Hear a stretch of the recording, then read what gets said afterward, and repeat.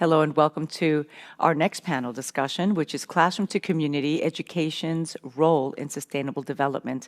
We watched wonderful panelists here today and leaders, luminaries, talking about all that they're doing to reach the Sustainable Developmental Goals by 2030. But an integral part, a very important part that's going to be the determining factor is how we raise our children and raising them to be aware and have knowledge about the Sustainable Development Goals and how beyond reaching them to sustain them on this planet. And our distinguished guests today are doing just that, supporting education. I would like to welcome our distinguished guest, Dr. Peggy Pelonis, President of the American Community Schools of Athens, author, public speaker on education, mental health, and inclusion, as well as a psychologist. Dr. Aigly Zafeirakou, Senior Technical Advisor, Policies for Education, Quality, and Consultant for World Bank and the Gates Foundation. Litsa Panayotopoulos from the American Chamber of Hellenic Chamber of Commerce here in Athens, Greece. Her specialty is, her department is education, innovation, and entrepreneurship. Ted Vaigas from the Lumi Foundation doing amazing, impactful work with educational institutions. Nick Koutsouris, who has a wonderful story about the Lumi Foundation and how he's been making a difference around the world. I would like to begin with Dr. Pelonis. Universal education, inclusion. It's a very important topic, Dr. Pelonis, as our U.S. Embassy celebration this year, Independence celebration, was focusing on. ACS has been at the forefront of not teaching the SDGs from early on. Tell us a little bit about how you develop that in the curriculum and how students are engaging and reacting to it. Yeah. Well, first of all, I think that education is everything. Without education, we aren't aware of many things and there's very little that we can do. So it's very, very important to provide the kind of curriculum that will help kids become aware about what's going on in the world in a language that they understand at different developmental ages. So bringing that into a way that they can understand it and feel at the same time that there's something that they can do about it. So if you do something here in this part of the world, no matter how small, it also contributes to a larger goal. And that, one of the Sustainable Development Goals. And that gives kids a purpose. They really feel good about making a difference in their part of the world. They go home, they talk about it with their parents, they contribute, and as they get older, if you develop these kinds of mindsets, then that becomes part of who they are. And they develop this idea of being problem solvers rather than feeling always that they're victims of the world and that, it's somebody else's fault and this is happening to me. Maybe I can do something about it. It might be a small thing that I can do, but that small thing contributes to a larger whole. And if all of us get into that mindset, then maybe we can achieve those goals. So I've had little kids as young as 4 or 5 years old come and tell me, Miss, are we going to make the goals by 2030? And I said, well, they're stressing out. Yeah. More than the adults are. You're doing something about it right now. So maybe we have a chance if we get a lot more people to join us in this. And that gives people hope, because I think nowadays young people have lost hope about the future.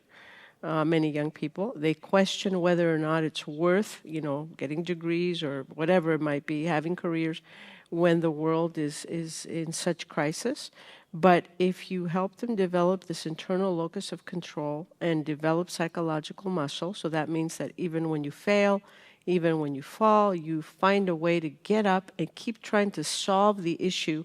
You develop those kinds of mindsets from an early age and let them know, become aware of what is going on in the world, but not in a way that overwhelms them and scares them, in a way where they can contribute, at least in part, to solving the problem. Psychological muscle, thinking for themselves, making them critical thinkers, which is an ancient Greek ideal, and that's one of the wonderful things about ACS, including all these things, this philosophy rather. And for me, it's also bringing it back home to the parents, because the children are now educating the parents, and that also is a domino effect to the rest of the community.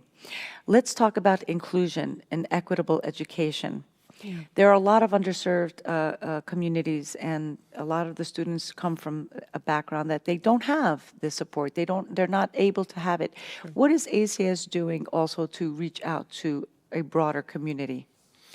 A big part of the philosophy at ACS Athens is in order to develop those mindsets of awareness and problem solving and having a higher purpose is to be able to give back to the community.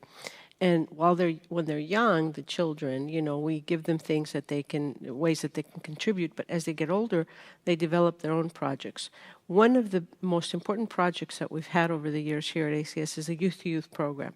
And this has to do with young refugee minors who are housed in downtown Athens, but they come here having lost many things in their lives, including families, homes, and so on and so forth. So there's a deep sense of hopelessness and helplessness, plus they don't speak the language, and it's very difficult to integrate in the new environment, having had all those losses, but at the same time, being in a place that they don't understand how to navigate. So what we do is we have programs where they come to ACS Athens, and our own children, our own students and faculty will teach them English and Greek and play sport and do many things together. But the most important thing is the relationships that are formed and the hope that they instill in these children and how they empower them to go back into the society and really make something of them, have goals and find ways to reach the goals. It is important that they receive these services and develop these relationships. But what's really important is what it does to our own students, because that is a very direct way of understanding some of the world's vexing problems. You become friends with someone who's just lost everything, and you're helping them to learn the language, but they're teaching you so much in return. So that motivates students to want to do more. And as they grow older, they develop their own projects that are, solve some kind of problem in the world. We also have startups here at ACS Athens, and those startups are aimed at solving a problem in the school, in the community, that also contributes to a larger goal. Earlier today, we talked about, Alexandra Mitsotakis talked about the World Human Forum, and she talked about ancient Olympia. Well, we have the botanical gardens. We're taking care of the botanical gardens in ancient Olympia, and the students go there every year, and we know that this is something that we are responsible for, accountable for, and so we make sure that those gardens are taken care of and contribute to not only the beauty of Greece, but also to nature. So a lot of different projects, the Kinonos project, which has to do with the homeless in Athens, where the students not only go to provide, food and clothing, but really have conversations in trying to understand how did you get here, what can we do to help, and then developing action plans and proposals for the municipality to tackle the homeless problem. I think that when you turn these problems over to the youth, they have all the answers. And it's a question of empowering them, providing the tools, and getting out of their way, really, to let them do it. The epitome of fostering conscious citizens. Yeah. Also, ACS offers a lot of support to vulnerable and marginalized groups. Let's talk a little bit about that, because the students are also becoming aware and supporting each other. And of course, you have also anti-bullying campaigns. So let's talk a little bit about those groups. And the marginalized groups, we talked about, the refugees, we talked about the homeless. We do have a very strong program Communities for kids with learning differences, right? And, we talk about it, we say disabilities, but it's really learning differences. These are kids that learn differently. And I think over the years, there's a misconception that there's something wrong there, and it's just learning differently. And if we teach the way kids learn, rather than expecting them to just learn the way we teach, I think it makes all the difference. So our faculty have the tools to do that, and we're in the process right now of working with the Stavros Niarchos Foundation and the U.S. Embassy to really help educators across the country learn how to use these tools, because they're out there, they're here to be shared. And, we want to spread that knowledge and not just, and get rid of that misconception. You talked about anti-bullying, and I just want to mention here that it takes a lot of education and awareness. And I don't particularly like the idea of talking about anti-bullying. I like the idea of talking about collaboration, respect. And if you teach these kinds of things and really role model them, because we have to, our children watch everything we say and do. And that's has a bigger impact on them than whatever we tell them to do. And so it's about, there's 64 nationalities in this institution from all over the world, different mindsets, ideas, beliefs, and they are here. And regardless, some of the countries that are involved, some of the nationalities in the school come from countries that are in conflict with one another. They're not in conflict here in the school because they learn respect, they learn to collaborate. Some of them, the countries that are in conflict, they're best friends in the school. And that is a very important step towards learning to live in peace. And that's one thing that we talk about, and we say, no matter what's going on in the world, in this institution, we are about peace, fostering it, promoting it, living it every single day.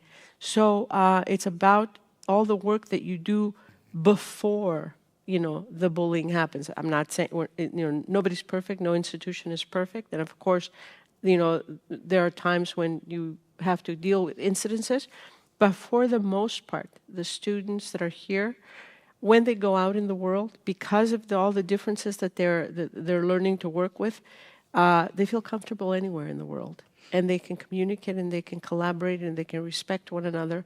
And I think that's a good step in the right direction towards sustaining, a lot of these practices. Adults are responsible and children are absorbing everything. We need to be the example in order to make the change. Absolutely. How are you equipping teachers and educators? That is an important part of, sustainability, the concept of sustainability. I would say one of the most important parts. Say, for example, now with AI, okay, we have the students know much more about AI than we do, and AI is developing at such fast pace. And you have teachers who are doing things, want to continue to do things the way we used to do them because it's comfortable, it's familiar, it's what they know. But providing professional development and changing the expectations and helping teachers really come on board with whatever is developing out in the world. We have to know more than our students, or at least as much as our students. Otherwise, how are we going to educate them? So it's about continuously training teachers. It's about continuously having partnerships that, not only university partnerships, but also people out in the industry that will tell us about the changes, will work together to understand what these changes means, and sometimes our own students will develop the kind of business plans or proposals that can take it a step further, and then there, you really can see evolution in the making, and it's amazing to watch with the young people. It is, and educational institutions need private sector support. And on that, I'd like to pass on to Dr. Zafeirakou's focus, which is on education system policies. The important thing is that through evidence-based contextual innovative solutions, there are important things that the World Bank and, of course, the Gates Foundation is doing. Let's enlighten our audience a little bit more about the World Bank that was created after the Second World War by the United Nations, and all the funding is allocated by a board to countries that have special needs. Let's talk a little bit about that on education. Okay, thank you very much. Thank you for the invitation.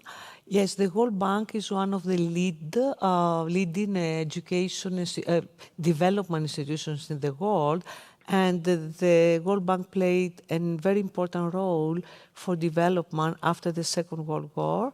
The contribution, the funding comes from all governments of the world, and both developed and developing countries, low-income countries, are participating in the board and also in the development of the objectives, where we will put the resources for development. the World Bank considers three big categories of countries: the low-income countries, the middle-income countries, and the high-income countries. Greece is part of the high-income countries. Recently, concerning education, the World Bank to have an idea for the last 2 years, the allocation for education is more than $4 billion, going mostly to the low-income countries, and this is a contribution to the public budget. And as you know, you start also this panel with this announcement that the objective of all countries is to reach the Sustainable Development Goals and the target number 4 for quality and inclusive education for all by 2030.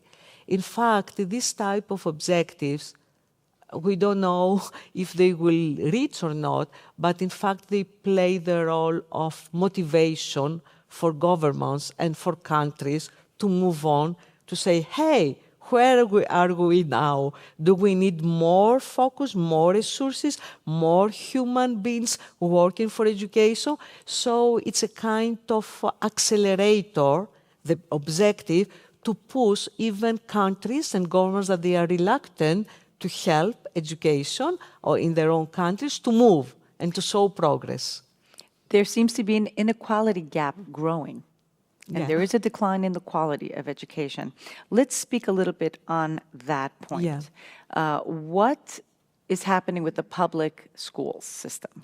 In the world, you mean? Yes. Okay. In general, the World Bank has a very recent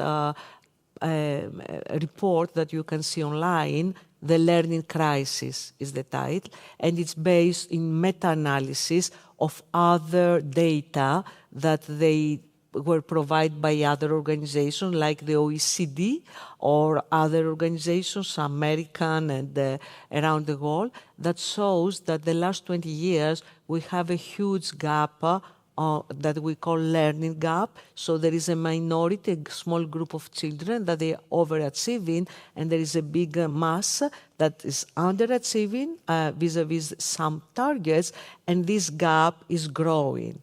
And this is a threat. This is a threat for development, for democracy, and for peace, and for all that, and also for sustainable development, and for our planet.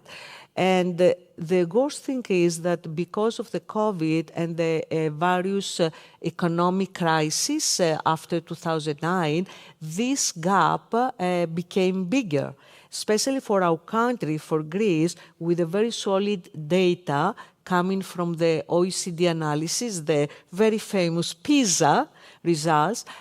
It shows that students in Greece from 2012 until 2022, in reality, they lost 1 full year of learning.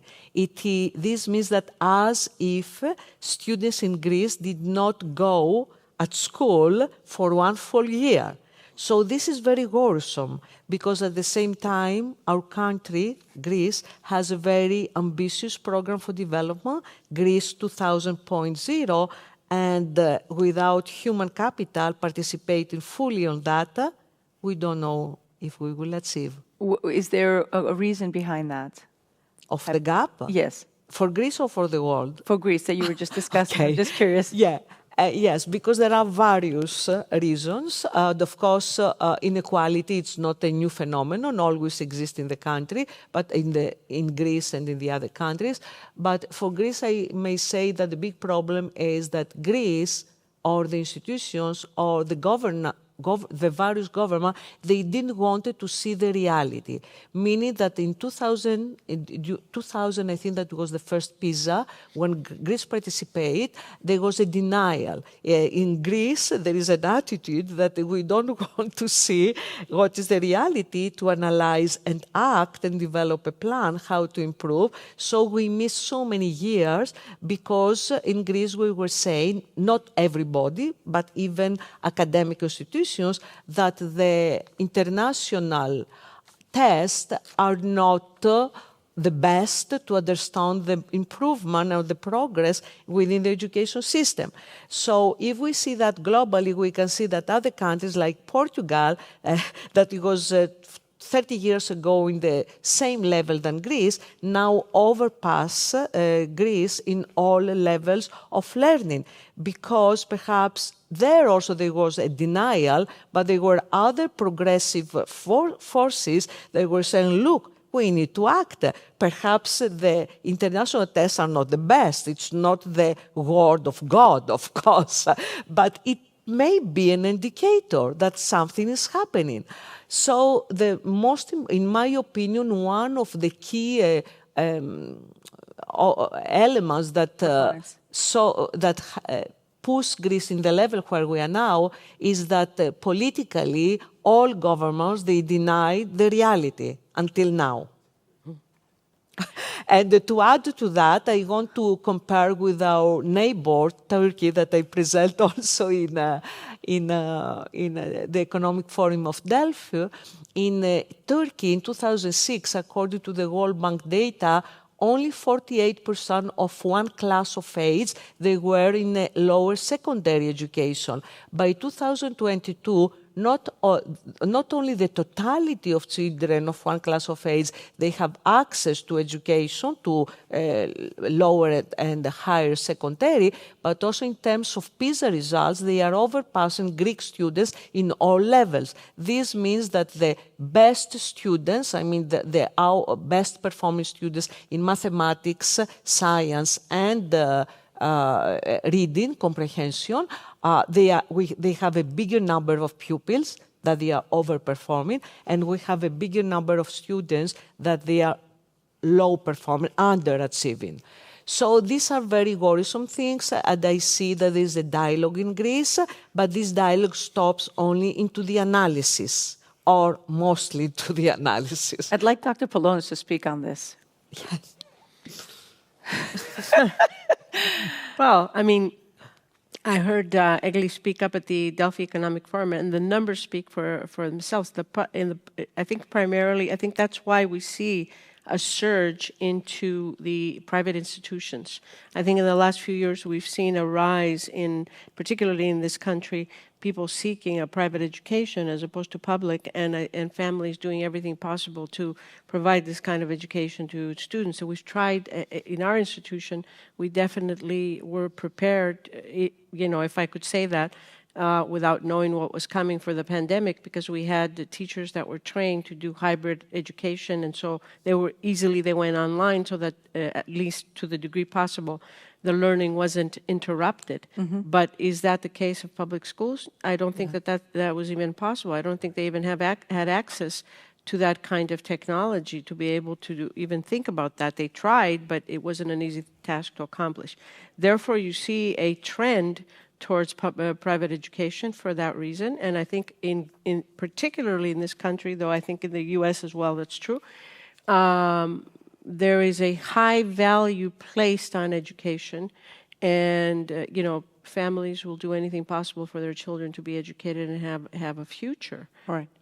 Does it have to do with focus, or does it have to do with funding? Going back to Dr. Zafeirakou, I'd like to ask her if you could allocate more funding based on everything we just talked about, where would that go in your opinion? Okay. I think there is a big myth about we don't have funding. Mm-hmm. I think the biggest problem, the key issue is how you're allocated in a cost-effective way, and also something that is a little bit missing in our country, how you're evaluating, the impact evaluation. It's not only to fund, it's not only to plan, it's not only to implement, it's also to see after some years or after 1 year, what happened. We train thousands of teachers or of professors of higher education or of high school on something, but we need to test. We need to analyze. What I am saying now, we are doing in the low-income countries. So all the investment of the World Bank towards improving foundational learning, the basic skills on reading with comprehension, numeracy, and that is the basic for the higher level skills, the basic in our planning is impact evaluation. 3 weeks ago, I was in Benin with a team of Gates Foundation, just traveling by car in some villages because we wanted to see if books were there, if children could learn, because we are testing ourselves. So this, of course, it was an ad hoc evaluation. So for Greece, it's not so important the allocation of funding or more teachers, but an impact evaluation, how the money is spent and how teachers are teaching in terms of quality and if they have the support and all that. And this is not difficult. This is not rock science. This happens in all countries of the world. It's so easy, we can do. Impact evaluation. Yes. And I'm just curious, what do you believe will happen and where should the focus be on education when AI is ushered in for human capital? Okay. This is the 1 million question, Yes. but it's okay. I will not overpass that. You're probably the only one who can answer it because you have all these studies. But I refer to a very fresh report from the World Bank that came out 1 week ago, the AI Revolution and Education, where we have our experts at the World Bank, they analyze while is going on the progress, the 9 most important areas of using AI in education and what are the positive impact and also the challenges. So it's free, it's on the web, but we can see that mainly there are 3 big areas where AI already contributes in education. It's in terms of teacher education and training and support. It's in terms of learning, how students are receiving, kind of mentoring through AI. And the third area that is already used is the area of management of the education resources, human beings, teachers, students, etc. So we are analyzing every day in various countries, in 100 countries in the world, to see what is the impact now of AI. And of course, getting underprivileged, of course, countries and underdeveloped, rather, communities, technology, so they can keep up with the ever-changing and light of speed. Yes, technology. exactly. This is the other big issue, and also in Greece and around the world, how to reduce this digital gap. We have the learning gap, we have the digital gap. Those that they are advancing and they live in the center of all things happening, but they are the others. The others, they are in the countryside, they are in the mountains in Greece, they are in the islands, and they are people living in the country. So inclusion, it's not only for the immigrants we want, of course, absolutely, but all populations live in the country, including the Roma. And then I can see that there is a kind of closing the eyes of a reality in the country. We have thousands of human beings that they are the Roma. We abandon them. They are around the cities, and we abandon them because there is no proper and with impact evaluation intervention to see how these people are educated. What is the health that they are receiving? Is that enough to give some funding, additional funding per child, to have access? But it's not only that. Then you need to have a sustained support in order to integrate, if not violence, fires, and all the issues that we read every day in the newspapers, we will continue existing in the country, as of course with other population in the United States, not to forget that. Of course, and on that note, we're going to pass it on to Litsa Panayotopoulos, who's doing wonderful work with AmCham on building safe and inclusive learning environments. Please share with us some of the things that you are doing, your projects and collaborations to build and upgrade educational facilities. First of all, thank you. And I'm really, first I have to say I'm honored and pleasure. It's great pleasure to be with all of you. But at the same time, it's extremely interesting and important what we are discussing. And if we focus in Greece, and see what we have to do in order to really achieve this lifelong learning and go along with the developments and the education and so on in a country like ours, which is, from one point, I fully agree with you, up to the mountains in developments and everything. And on the other side, you mentioned Roma, etc., down to earth. First of all, I believe that governments and organizations can take several crucial steps to ensure quality education that is accessible to all, and especially for students in remote areas. And that's the main problem in order to see how things they can develop.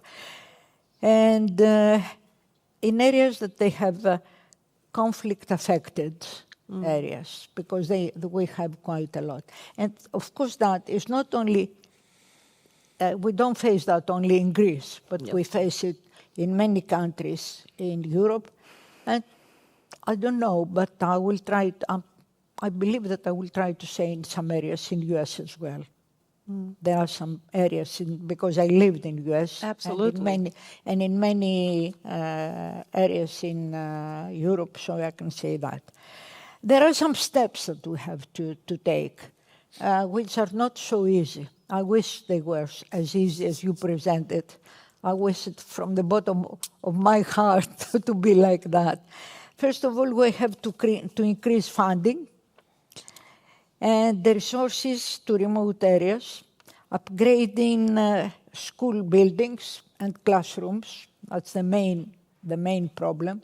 Because, for instance, there are schools, even in the area of Athens, that when is a very strong storm in winter time, classes cannot be accessible. So what you can do about that? So that's one thing. And as well, to improve access to digital learning tools, because there are not all the schools equipped with all. I'm not talking about the private, I'm talking about the public as well. Although they are very, very in a much better condition now. We don't, compare with what was happening, as you mentioned, with the COVID area before. But still, there are a lot of things to happen. Secondly, we have to promote the use of technology in order the online learning platforms, mobile education units, and digital classrooms to reach students in hard-to-access areas. And in that, we need that beautiful internet, which is, and we need the telecommunications organization to really work hard and install it in any remote area so they can just have access. Because some of our students are obliged to walk 3 and 5 hours because they don't even have the ability to have a bus to take them to the school and so on. And of course, things are not so easy. The third point is teacher training and support. Our teachers, they are very well educated, they are clever, but still, we don't have courses, and we cannot provide to them the education they need in order to follow the latest developments of technology, of improvements and everything. So teachers, they need training and they need support. You can tell me that it's very easy to get into the internet and find everything. You see, human beings sometimes, although they are willing, either they don't have the time or they have other things to do, and they don't sit in front of a computer to teach themselves. So if that was something that could run normally every 6 months, I'm not talking about every month, it would have allow them to go ahead. And that means that they can have developed programs to train and support teachers to work in challenging environments, ensuring they equip with the necessary skills and the resources to provide quality education. It's not sufficient to just go to the university and get a degree that I have accomplished my studies, and then I got even a degree, postgraduate degree, and now I'm very well equipped to teach. They have continuously to get information, not information, to be trained. The next thing that is very important for me is partnership and collaboration. I have a wonderful word that I'm devoted, and this word is synergy. It's a Greek word, and I believe that with the English translation, synergy is more established all around the world than is in Greece. We need partnership and collaborations and synergy in order to foster partnership between governments, NGOs, all and the private sector to pool resources and expertise. Along with the teachers' training, the private sector can support, can provide to the schools some of these necessities that maybe the schools, they don't have the funding to get it by themselves. And AmCham does a great job at that. I know that there are many Before we go, let me just go to Yes, one of more course. interesting. On that note, I wanted to Just one more thing. I'm sorry about that. No, not at all. But I just focus very much on the whole story. And that means that we can achieve all the educational initiatives. And the last thing that I like to bring up to this point is policy and advocacy. Advocate for policies that protect and prioritize education in conflict zones, including safe passage for students and teachers, and the protection of educational institutions. That, with one more thing, training, believe it or not, although you mentioned it in one of the speeches, we have to train the parents, we have to train the community, although, yes, children, they train their parents, but that's not sufficient. The parents, they need themselves to start understanding where we are going. Because we just admire children that they get in degrees in competitions in robotics or everything, but sometimes parents, they don't understand what the children need and how they can find that funding in order to support them.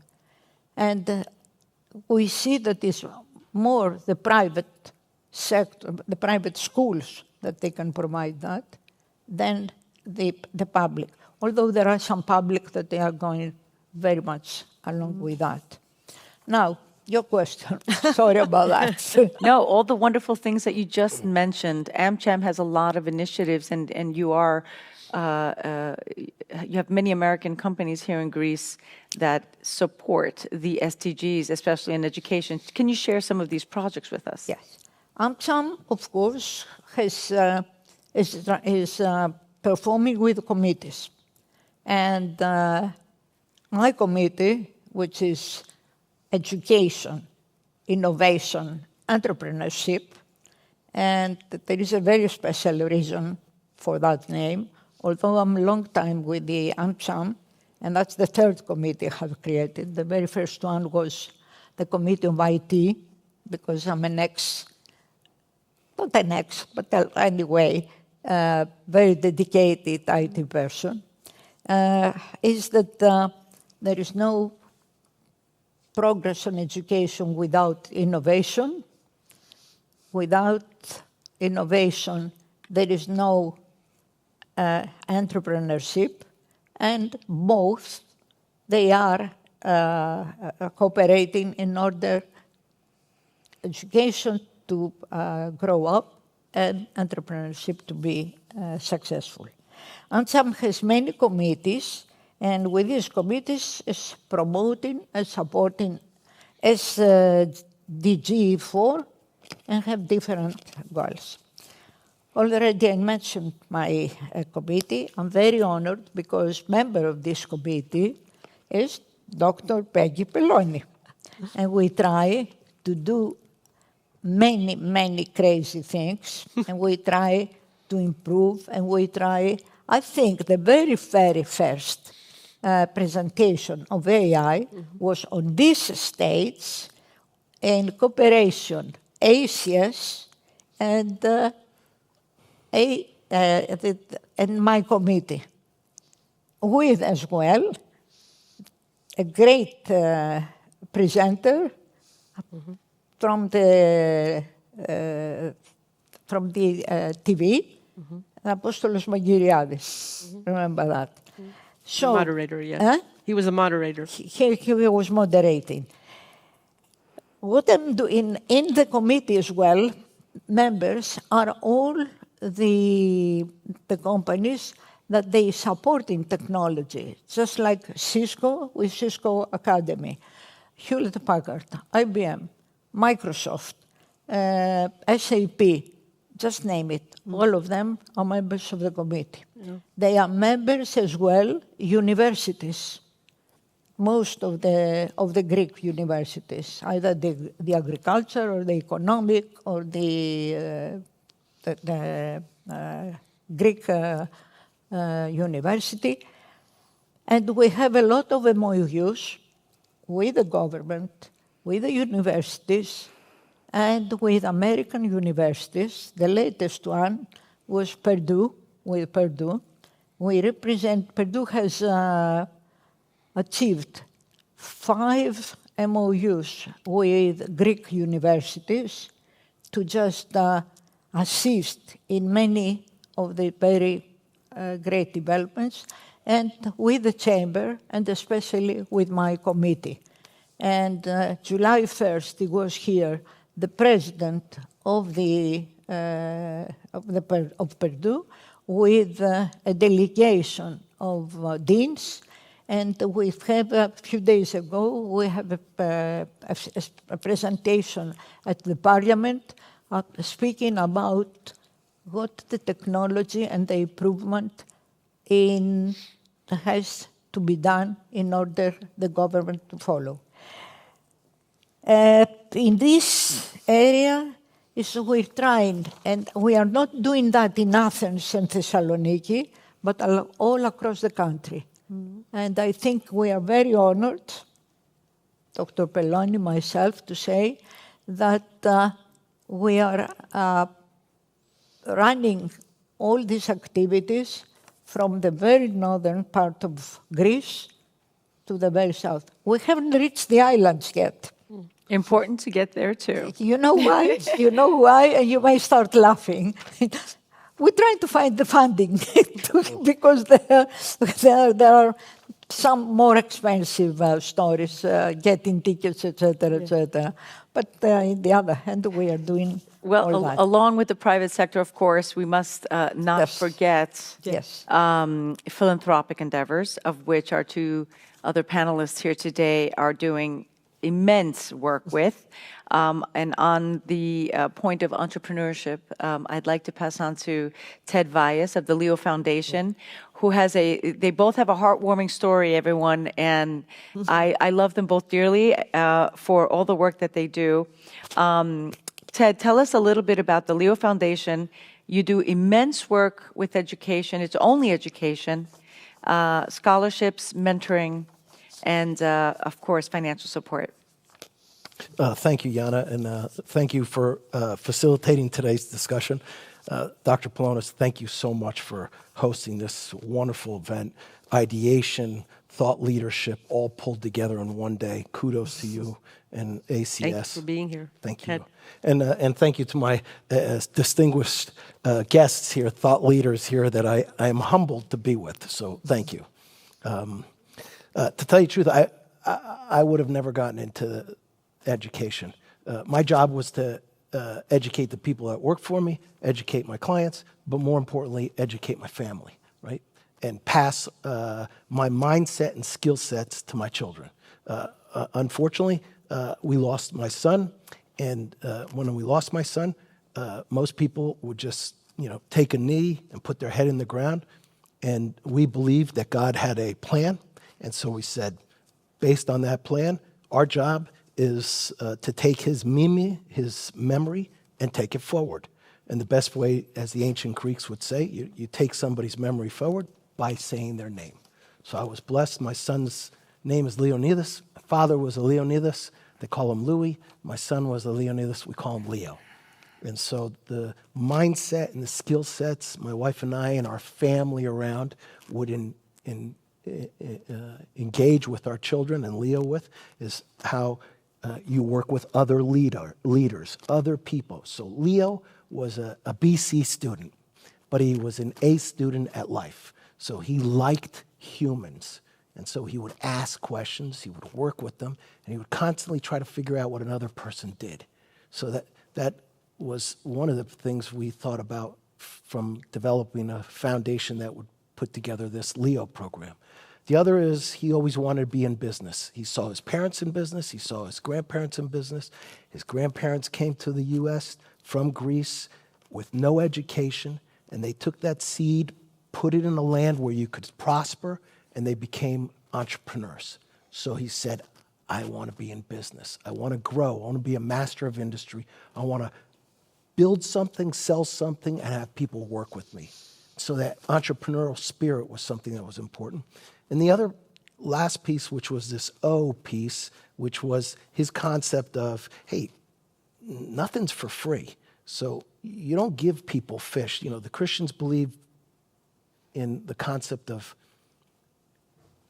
teach people to fish. The Jews believe in a mitzvah. The Anglos believe in pay forward and pay back. Even the Muslims believe in, God, praise God. So we thought we wanted a program to say LEO, leaders, which are humans, instilling human intelligence back into those people. An entrepreneur program that would help young people really build and hone those skills, that skill set and that mindset to take a group of small folks and solve problems. That entrepreneur is always falling forward. The entrepreneur is somebody that makes things happen while others kind of watch things happen and wonder what happened. The entrepreneur gets his team to work together. He's both a follower and a leader. And then the O has to be about what you do to impact society. So I learned that time is short. So the only thing I'm going to do is focus on Leo and seeing Leo kids come out of a Leo program. I mean, that's my mission. So that's how I kind of think of things. You're fostering humans. Fostering. You're teaching them to get out there and lead. Yeah. And you're also offering scholarships, and you're offering funding to educational institutions. Let's talk about that. Thank you. Well, like anything, you require an asset, which is money, right? So we sell a vision of something great. And how it was something great? Because a student comes out of a Leo program and starts to say, I know what I want to do in life. They shake hands, they look you in the eye, they're empowered, right? Before they were mumbling their words. After they come out, their parents will say, God, I wish I had this when I was growing up. So funding, as we heard before, is so important. But you can throw money at anything. But what you can't throw is time, talent, and treasure. And if you can combine those three as you raise your money, the time from people who volunteer, their talent that they volunteer to you, and the treasure, right? helps develop a scholarship where we can endow that to schools. And we've been blessed over the last 8 years. We've made endowments to 3 schools, and our 4th school will be here at ACS. We're so just excited about ACS. And the first school was Leo's high school, his namesake, which was a private school, which was an all-boys school, which was a place where mind, the body, and the spirit were all okay to talk about, right? It was okay to work your mind in your classes. It was okay to have a strong body because you were on a team, you played sports, you learned to compete, lose, and win. And it was okay to take a knee and thank God for that day. So our first program was at Leo. Leo was at his all-boys high school, Don Bosco.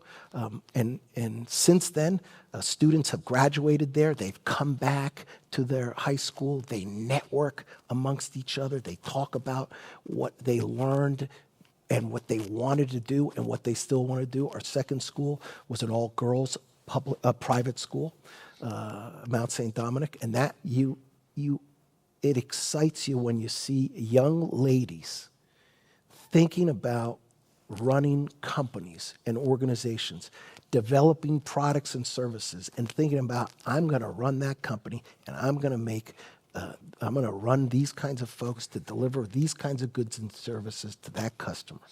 But our third school now will be at a public school. And we heard before about the public schools, right? Yes, public schools need help. Which need help. Now, we can keep throwing money at public schools, or we can focus on helping those public schools with these kinds of programs. Our third public school will be in a desperately needed part of our state in New Jersey. It's called Newark, New Jersey. Their principal of all the public schools said their metrics every day are how many students get home alive and come back to school. So these are the metrics we talk about. So when we're talking about math, science, and English, and that student trying to learn that, what we're lacking is teaching that student that they have this, they got this power, they got this superpower. And once they realize what that is, what that capability is, they can do anything. And so we're hoping that Leo program in the Newark school systems, surrounded by leaders that are talking to these young men and women about what they are able to do, will take them to the next level, get them in colleges and then out into the workforce and doing great things for our nation. And of course, And then here paying at it forward. ACS, And then paying paying it forward. That's right. You're teaching them, you're mentoring them, and you're also teaching them to pay it forward. Pay forward. Paying forward is important. Just like I know ACS is doing. Absolutely. You know, it's the elephant in the room. You have to tell people that we are investing in you. But you don't get to go, this wasn't free. You have to pay back.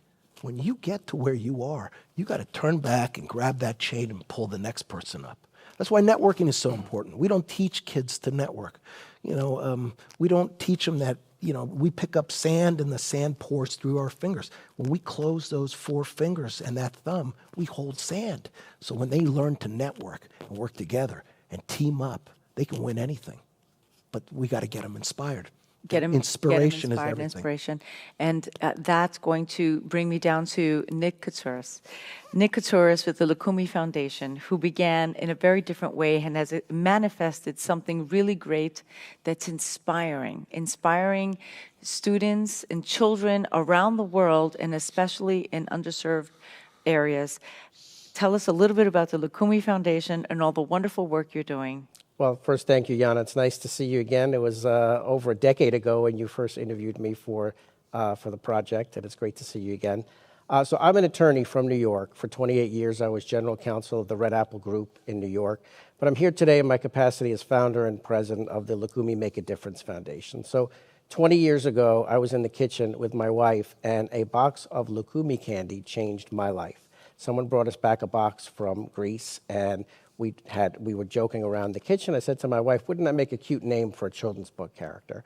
So a year later, we came up with a fluffy lamb that goes to Greece on summer vacation named Lumi. A year later, our son was born. He's now 20 years old. And I wanted to write a book just for him and just for me. I didn't have an agent. I didn't have a publisher. I self-published the first book, sold them out of my garage, 1,000 copies I printed. I sent one to the New York Times. They wrote an article about it, and the book hit number 4 on the children's book bestseller list. That then led to a book series. I became energized. I wrote 2, 3. I've written 9 Lukumi books. The third one in this series is called Lukumi's Good Deeds, and I was very fortunate that Jennifer Aniston narrated that book on CD back when CDs were a thing back in 2008. That book, Lukumi's Good Deeds, is just like the Conscious Citizenship program that Peggy, that you have here at ACS, teaches kids to do good in the world, whatever it is that they want to do, whatever's in their hearts to make a difference in the world. And we started a program called Make a Difference with Lukumi Day, 1 day a year. That then became the Lukumi Make a Difference Foundation, and now 15 years later, I work with 150,000 children in 30 countries around the world, teaching them to do good in the world. And it became such a mission of mine that I left my general counsel job a year and a half ago, and I'm doing this full time now. What we do is we don't tell kids what to do. We ask them what to do. We ask them, how do you want to make a difference in the world? And I give them a questionnaire. I have a curriculum that I give them when I go to schools. And we work with over 300 schools around the world. And I say, how do you want to change the world? Do you want to help animals? Do you want to help the homeless? Do you want to help seniors? Do you want to make a difference through the arts or through sports? And they check off whatever they want. One little girl says, I want to help the homeless. And I said, why? And she said, because my mother was homeless once. So these are projects that mean something to these kids. My own daughter, who's here with us today, loves to dance. And she makes a difference through the arts. She went back to her elementary school, taught a group of young girls how to dance, and they go and perform at nursing homes now. What this does is, sure, it helps the recipient of the good deed, but it helps the kids tenfold even more. And I see Peggy, and I know we've had this conversation, Peggy, many times, because it helps them with their self-esteem. It helps them with their mental health, and it gives them purpose. It makes them happier, so that then they can be better students if they're happier and they feel fulfilled. And a lot of we've mentioned a lot about underserved communities. I work with a lot of schools in underserved communities. And a lot of these kids, people are always trying to do things for them. They feel powerless. They don't feel like they can actually make a difference in someone else's life. But that little girl who wanted to help the homeless because of her mother, when you do a project and she can help the homeless, it's magic. And we've also created a Lukumi International Good Deed Council with 15 schools around the world. I'm very honored and proud to say that ACS is one of those schools. And these schools meet once a month on Zoom, 14 hours of time zones, everywhere from California to India, Tanzania, Uganda, Italy, Greece. I was just in Northern Ireland a couple of weeks ago, South America.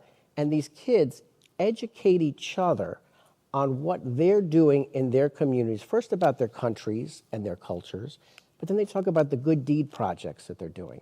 And then together they work on global good deed projects together. And ACS has been amazing. The students, the refugee program they've talked about, the sports, the shoe drive that they've done, amazing. What these kids do is they inspire each other. And these are life-changing moments for many of these kids. And I know we're probably short on time, but I'll tell you a quick story. These are all wonderful. This is all wonderful information. Emotional education is what I'm feeling. It really is, and it's emotional to me, and it's why I've changed the course of my life. Right. So the Lukumi Foundation also does a program called Dream Day, where we make kids' career dreams come true for a day. A lot of times it's things out of the box. The first career dream day in 2008, this young girl named Sophie wanted to be a Mars rover engineer. I didn't even know what that was. And I called up NASA and I said, how can we make this happen? I got somebody who was very friendly, and they said, bring her out to our Jet Propulsion Lab in Pasadena, California, and she can watch the Phoenix land on the planet Mars. Now, you got to realize a kid's going to come to you and say, I want to be a Mars rover engineer. A lot of parents and educators are not going to take them seriously. This girl had this life-changing moment because we were in mission control watching the Phoenix land on Mars. The second boy that same year, a little boy named Lionel from New York, wanted to be a soccer star, football. And I arranged for him to play soccer with the New York Red Bulls at Giant Stadium in New York. He had a great day. They threw the kid around. They played soccer. They gave him signed memorabilia. That's beautiful. And then he and his mother would come to all of our events for the next couple of years. But then there was silence. I didn't hear from Lionel or his mother for about 18 months. 18 months go by, and Lionel's mother reaches out to me and apologizes. She said, "I'm sorry we haven't come to any of your Lumi Foundation events, but Lionel was in the hospital. He had cancer." And while he was in the hospital, the Make-A-Wish Foundation came to him and said, "We want to make your wish come true. What would you like?" And he said, "I want to go to Disneyland Paris with my family." So they said, "Great. Once your cancer's in remission, we're going to send you and your family, all expenses paid, to Disneyland Paris." Thank God Lionel's cancer went into remission. They said, "Okay, when would you like to go?" He said, "You know what?" He goes, "I've changed my mind." This is a 12-year-old boy. He goes, "I've changed my mind." He goes, "Instead of wasting money on a trip to Disneyland Paris, there was an organization that helped me, that helped him when he was in the hospital, called Friends of Karen."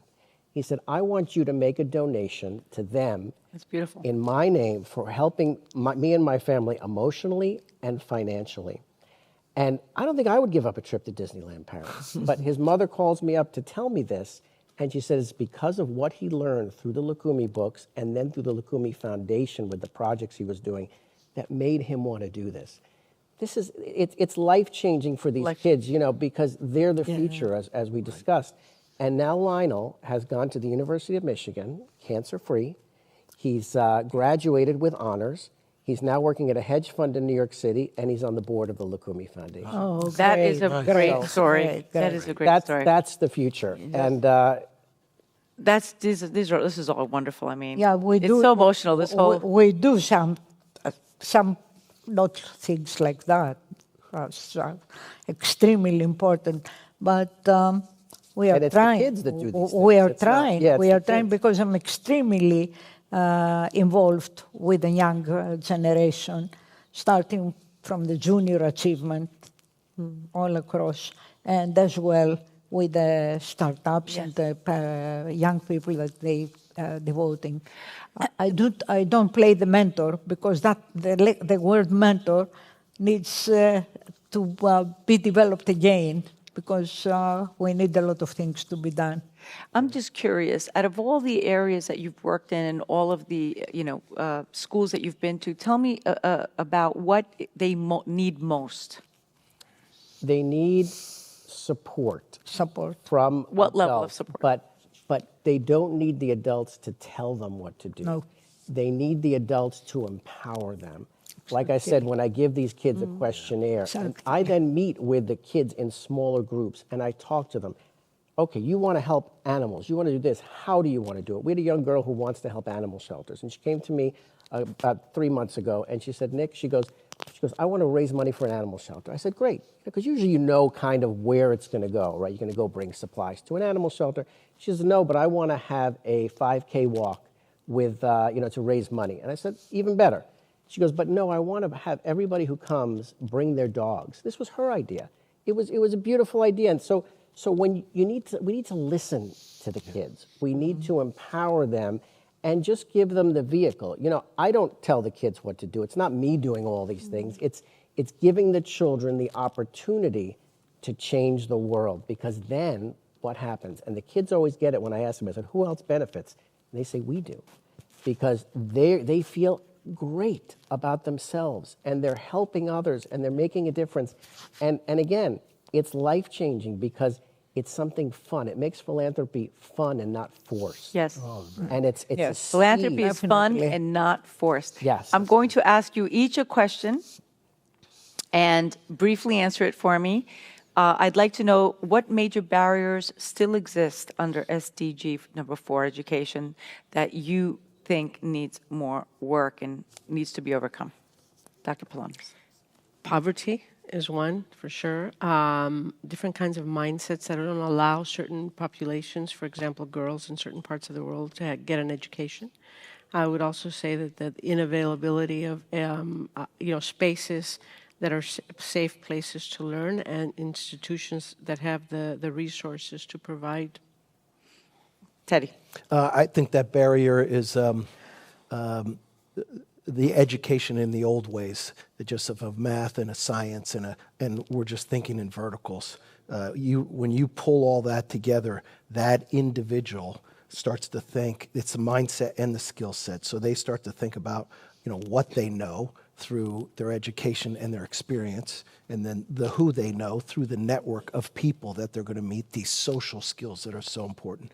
And then the concept of, I will do something in life. I will take my gift and do something, but I'm going to give it back. So those barriers are what we have to break open. And once you do, you have unleashed a superpower in each young person. And we'll be happy because they're going to take our society to the next level. I strongly believe that the fundamental barrier in order to carry on and achieve SDG 4 is to make it equal, to give equal access to technology, to appreciate more the young generation, to listen to them and support them exactly as he described, and not to try, in a way, not try to oblige them to listen to us. It's better to listen to them and support them in a way to teach us as well. Nick? And I believe one of the biggest barriers, believe it or not, are the educators themselves. Exactly. The educators need to be more like Dr. Peggy Pelonis, who listen to the kids and give these kids the opportunities. A lot of schools that I go to, the teachers say, this is all wonderful, but we don't have the time for this. We have all these other programs. But you need to find the time, and that's a big obstacle, because sure, the kids are going to learn science and math and languages, but they need to learn how to be good people. And then in the end, that, as I mentioned before, makes them happier people because it gives them purpose and makes them overall a better student. Dr. Zafeirakou. Yes, I will speak more at institutional level, at system level. I think that the barrier to reach the goals are not among the people, among the communities.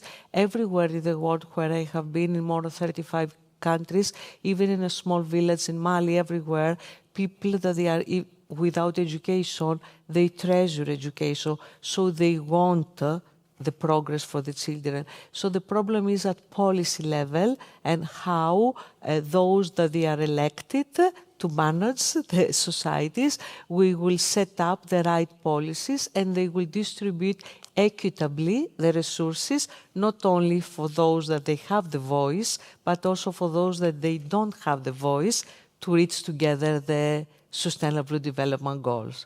So right policies. Right policies. Equitable distribution of funding. The takeaways. Ready? Here they are. Policy, of course. But first and foremost, teaching children or helping them find their life purpose, helping them find their superpower, giving a lot of support and programs to support them through private sector, just helping children, giving them what they're listening to what they need and helping them to develop. And of course, coming back to you again, support, financial support, and of course, policy, helping policy. Thank you so much for being here today. Thank you to George Vaigas and Ideagen Global for these amazing panel discussions, helping get closer, but one person, one luminary, one leader at a time, and Dr. Pelonis to create a university and teach teachers a new way of teaching, right? Right. Thank you so much for being here today. Thank you for watching. Thank you. Thank you. all.